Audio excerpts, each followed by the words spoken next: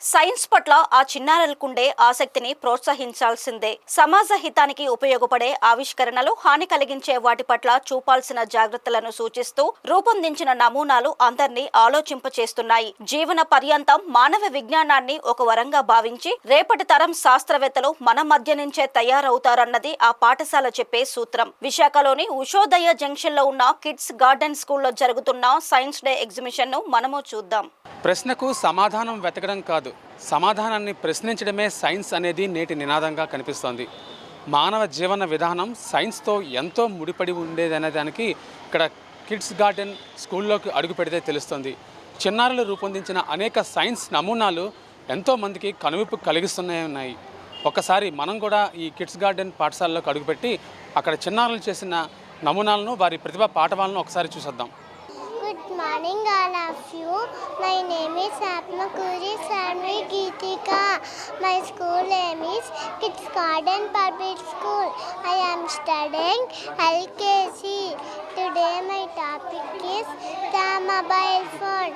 Mobile phone is an electronic device, easy communication, online education. We can call, text, watch movies, and playing games on a mobile phone. It is also useful in office work. Mobile phone is actually a great gift of science. Disadvantage of mobile: using phones too much can be bad for our health. Sleeping disorders, hearing issues, vision problems, wastage of time.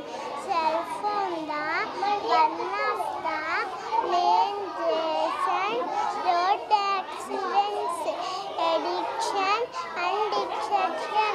There are many security issues in a mobile phone. Thank you.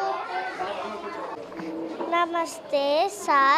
My name is Jashita Sai. I am studying in first class. My school name is Kids Garden Public School. My project is solar power irrigation. Solar power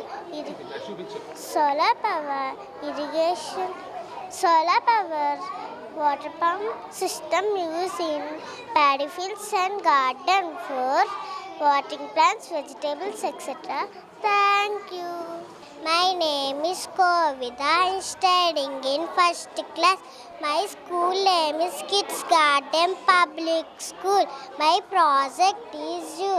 We can see many animals and birds like butterfly, deer, zebra, hippopotamus, tiger, lion, elephants, giraffe, etc.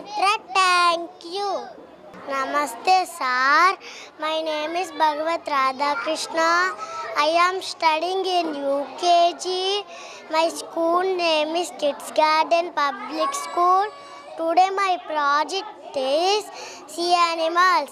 Fish is an aquatic animal. Fish lives in water. Fish swim with fins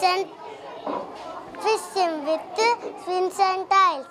Some fishes are red, some fishes are blue, some fishes are so many colors. Examples of fish: jellyfish, dolphins, shark, and etc. Thank you. Namaste, sir. My name is Madhushra. I am studying in 5th class. My project name is rainwater harvesting system. A rainwater harvesting system is a method of collecting and storing the rainwater. It is used for purpose like irrigation, groundwater recharge, or even domestic use.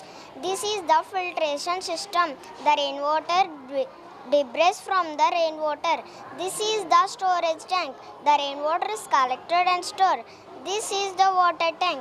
Thank you. These are foam. Myself Ravina from Kids Garden Public School in Kids Garden in 7th class. This project name is Kumbh Mela. The word Kumbh Mela is derived from Sanskrit. The Kumbha means pot, symbolizes the Amrit from Hindu mythology. Means nectar of immortality.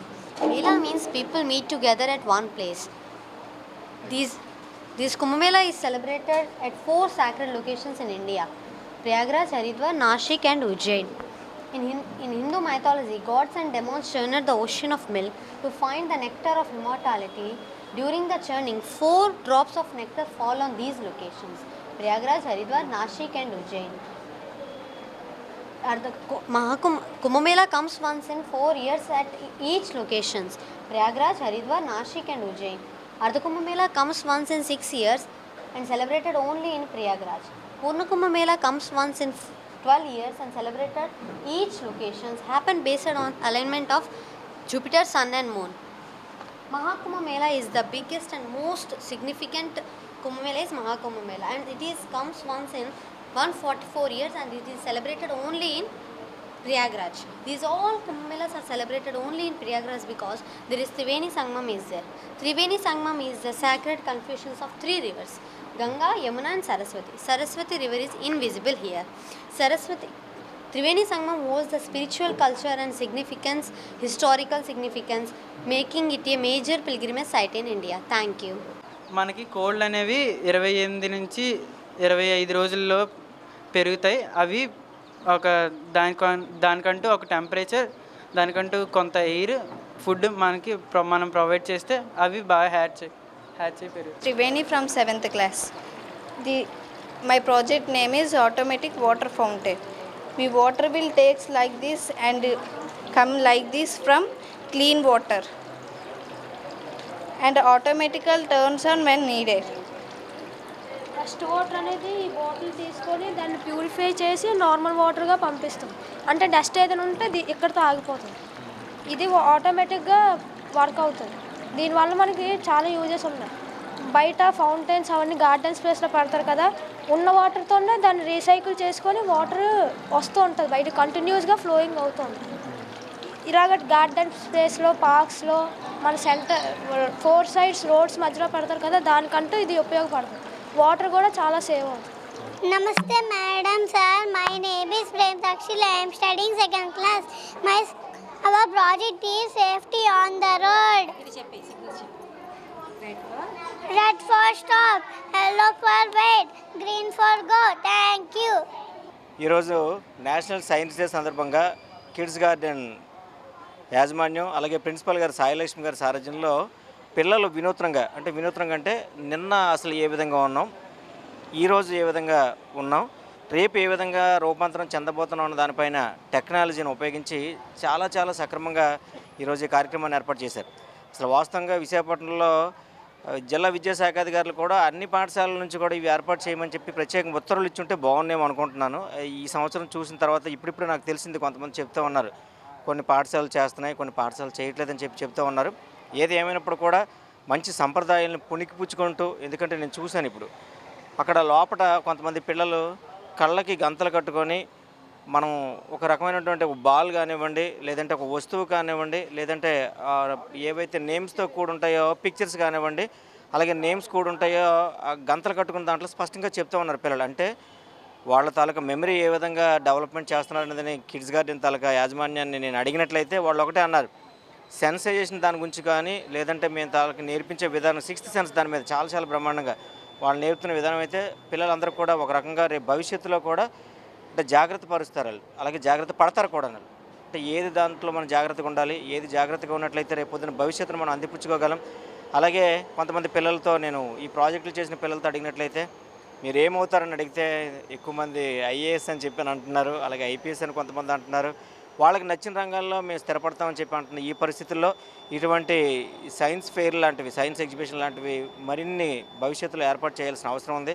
ఎందుకంటే school గురించి కానీ, school యాజమాన్యం గురించి కానీ నేను సాధారణంగా commission member ఉండేటప్పుడు చెప్పకూడదు, కానీ అయినప్పుడు కూడా సాయిలక్ష్మి గారి తాలూకా స్కూలు అనుబంధం నేను గమనించినట్లయితే ఎన్నో ఏళ్ళ నుంచి నేను చూస్తూ ఉన్నాను. చాలా పరిణతి చెందిన పిల్లలతో పాటు, చక్కని విద్యాభ్యాసంతో పాటు భవిష్యత్తుకి అలాగే భవిష్యత్ తరాలకి మంచి పిల్లల్ని అందించడంతో వాళ్ళ అభివృద్ధికి కూడా కంకణం కట్టుకుంటూ వాళ్ళు, ఎందుకంటే గురు పరంపరలో కొనసాగుతున్నట్టున్నారు ఆమె, ఆ గురు పరంపర తాలూకా అంశాలు ఎక్కడైతే ఉంటాయో ఆ పిల్లలు కూడా అదే రూపంలోనే రూపాంతరం చెందుతూ దశ విస్తరింపచేసే విధంగా కూడా ఆమె ప్రయత్నం చేస్తున్నారు. భవిష్యత్తులో కూడా మరింత అభివృద్ధి పదంలో సాగాలని మనస్ఫూర్తి కోరుకుంటూ థ్యాంక్ యూ వన్స్ అగైన్. నమస్తే అండి, నా పేరు Sailakshmi, kids garden school principal మాట్లాడుతున్నాను. మేము ఈ స్కూల్ని ఆర్క్ వ్యాలీ స్కూల్గా మారుస్తున్నాము. ఈ academic year coming academic year 25-26 onwards. So ఈ చిన్న విషయాన్ని అందరూ గమనించాలని కోరుకుంటూ ఈరోజు మేము ఫిబ్రవరి 28 సర్ సివి రామన్ గారి జ్ఞాపకార్థంగా మేము ఆయన చేసిన అడ్వెంచర్స్ అన్నీ, ఆయన ఇన్వెన్షన్స్, ఆయన కనుక్కున్న సివి రామన్ గారు మనకి ఈరోజు మనము ఎలా సన్ రైజ్ సన్సెట్ గుర్తించగలుగుతున్నాము అంటే బికాస్ ఆఫ్ హిజ్ ఇన్వెన్షన్. ఎందుకు సీ బ్లూ కలర్లో ఎందుకు ఉంది, ఎందుకు ఇది ఆ కలర్లో ఉంది, ఇలాగే ఈయన ఇన్వెంట్ చేసి మనకి విబ్గిఆర్ అనే సముద్రం మీద పడే రేస్తోనే ఆయన విబ్గిఆర్ని కనుక్కొని మనకి ఈరోజు అందరము ఇంద్రధనుస్సు గురించి చెప్పుకొని మాట్లాడుకుంటున్నాము. దీని వెనుక ఉన్నది సివి రామన్ గారిని ఒకసారి గుర్తు చేసుకుంటూ మేము మా పిల్లలకి ఇంకా ఆ రోజు బుక్స్తో మనం ఏదైతే నేర్పిస్తున్నామో దాన్ని వాళ్ళు ప్రాక్టికల్గా చేస్తే వాళ్ళకి ఇంకా ఈరోజు నిన్న సివి రామన్ గారు ఈరోజు పిల్లలు కూడా అలాగే ఇన్వెంట్ చేయాలి. ఈ విధంగా రేపు భారత భవిష్యత్తు కోసము వీళ్ళు కూడా వాళ్ళకు చేతనైన సహాయం అందించాలి అని కోరుకుంటూ ఈ సదుద్దేశంతో మేము every year February 28ని science fair నిర్వహించడం జరుగుతుంది. 97వ సైన్స్ దినోత్సవాన్ని పురస్కరించుకొని పిల్లలలో ఒక కొత్త సృజనాత్మకత, లేకపోతే థియరీ చదివినటువంటి దానికంటే కూడా ఈ ప్రాక్టికల్గా చేసినటువంటి దాని రూపంలో ఎక్కువ పిల్లలకి గుర్తుండేటువంటి అవకాశం ఉంటుంది. సోషల్ స్టడీస్లో చూసుకుంటే మ్యాప్ పాయింటింగ్ కానీ ఏ రాష్ట్రాలలో ఏ ధాన్యాలు పండుతాయి, ఏ ఖనిజాలు దొరుకుతాయి అనేటువంటిది, సైన్స్ పరంగా చూస్తే మరి కిడ్నీలు కానీ లేకపోతే మెదడు కానీ ఇట్లాంటి పిల్లలు అన్నీ కూడా తెలుస్తాయి అన్నమాట.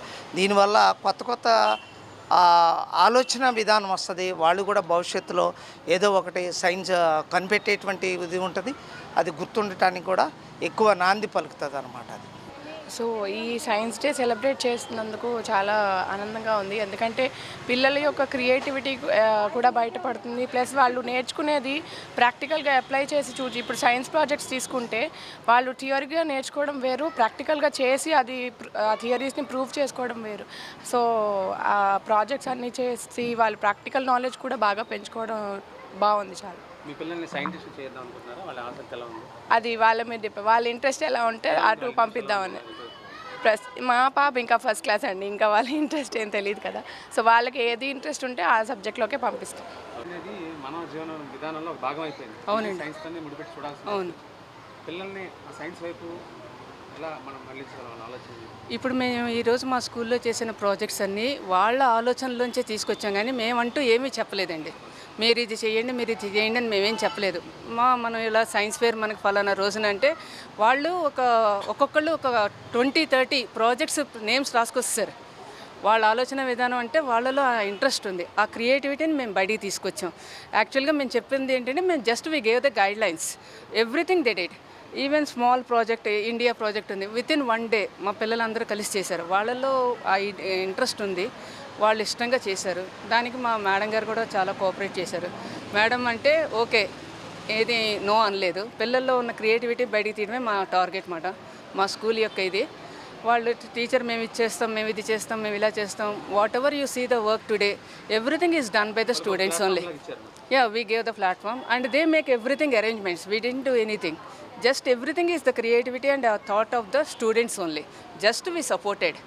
Okay, thank you. టెక్స్ట్ బుక్లో ఉన్న విజ్ఞానమే కాకుండా టెక్స్ట్ బుక్లో ఉన్న మనం యాక్టివిటీస్ ద్వారా చూపించడం ద్వారా పిల్లలకి మనం ఎక్కువ విజ్ఞానాన్ని ఇవ్వగలం. సో ఈ రోజుల్లో టెక్స్ట్ బుక్ కన్నా ఈ యాక్టివిటీ ద్వారా పిల్లల్లో ఎక్కువ విజ్ఞానాన్ని పెంపొందించడానికి వీలుగా ఉంటుంది. సో వీళ్ళు రీడింగు ఇది లిజనింగ్ కన్నా కూడా త్రూ యాక్టివిటీ ద్వారా ఎక్కువగా నేర్చుకుంటున్నారు, ఎక్కువ కాన్సన్ట్రేషన్ కూడా దాని మీద చూపిస్తున్నారు. సో దాని మూలన మేము ఎవ్రీ ఇయర్ ఈ సైన్స్ ఫేర్ని ప్రోత్సహిస్తున్నాము. ఎక్కువ మోడళ్ళు నెక్స్ట్ ఇయర్ కూడా ఎక్కువ మోడల్ చేయడానికి మేము ప్రయత్నిస్తాము.